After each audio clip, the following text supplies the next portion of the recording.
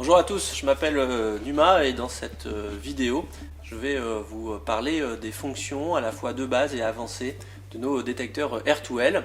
Une petite vidéo qui pourrait rendre service à beaucoup de gens, en particulier ceux qui ont des problèmes de couplage avec les détecteurs.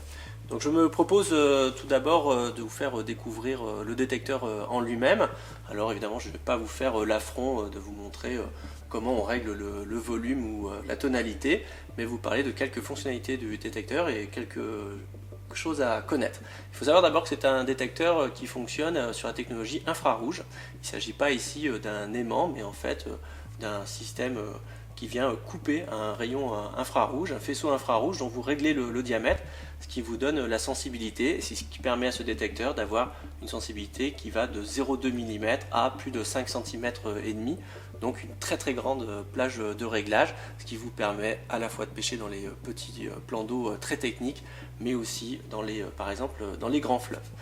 Alors pour qu'il soit tout à fait complet, nous avons installé sur ce détecteur des snack bars intégrés qui vous suffit de sortir de cette manière.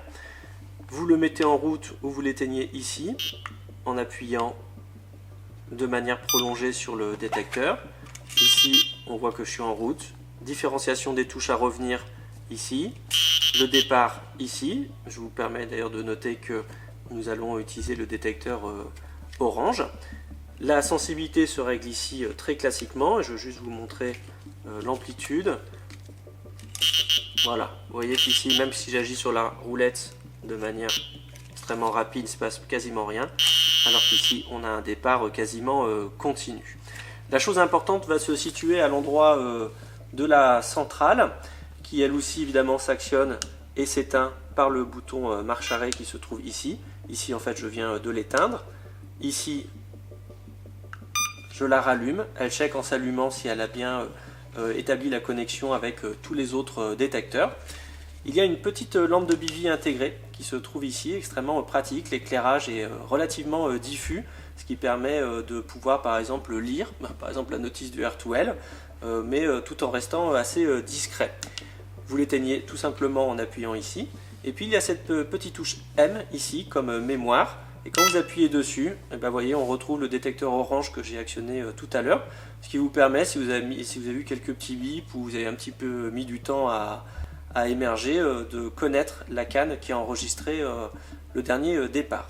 Ici, évidemment, il y a un réglage de volume. Alors vient enfin la partie la plus délicate pour la majorité des utilisateurs, comment découpler et coupler sa centrale avec le détecteur. Il faut savoir que quand vous achetez un coffret de R2L, évidemment le couplage est déjà opéré. Mais pour une raison ou pour une autre, peut-être que ce couplage peut être perdu, ou si en fait vous combinez des coffrets ensemble, ou vous égarez un détecteur, vous en récupérez un autre, je ne sais pas, vous pouvez être amené à devoir recoupler un détecteur. Donc ce que j'ai fait ici, c'est que j'ai découplé par avance ma centrale avec mon détecteur orange. Et je vais vous montrer comment on fait pour récupérer ce couplage. Il se trouve ici un petit bouton que nous appelons la fonction S, qui se trouve ici, caché à côté de l'antenne. Et il me suffit avec une petite pointe, comme ici un tournevis, d'appuyer d'abord une pression longue dessus, quelques secondes, sans exagération. Et puis ensuite, avec des pressions courtes, je vais sélectionner la diode qui m'intéresse. Alors sans aucune originalité, je vais choisir de coupler la diode orange avec mon détecteur orange. Et pour ce faire, je vais tout simplement simuler un départ. Et maintenant, mon détecteur est couplé avec ma centrale. Dernière information, comment tout simplement découpler les détecteurs de sa centrale. Eh bien là aussi, c'est assez simple. Vous exercez une pression longue sur la fonction S. Vous sélectionnez ensuite la diode qui vous intéresse.